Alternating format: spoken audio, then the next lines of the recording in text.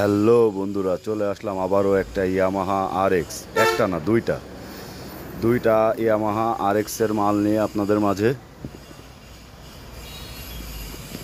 New Jessore colour house থেকে।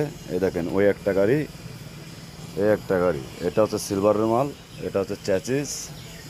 হ্যাঁ, এর ভিতরে আছে কালোর মাল। আর এটা হচ্ছে চাকা, এটা রং করা হবে স্পোক সহ। হ্যাঁ, আর এ হচ্ছে একটা RX-এর সিলভারের মাল, এটা ব্লু কালার করতে হবে। এই সিলভারের ট্যাঙ্কিটা ব্লু কালার করতে হবে। এই RX-এর ট্যাঙ্কিটা এটাও ব্লু কালার করতে হবে। আর যেটা চ্যাচিস বাইরে দেখালাম, এটা লাল কালার করতে হবে, একটু মোটিফাইড সিস্টেম।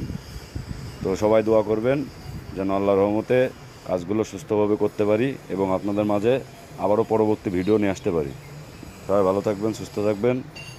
আসসালামু আলাইকুম রহমতুল্লাহ।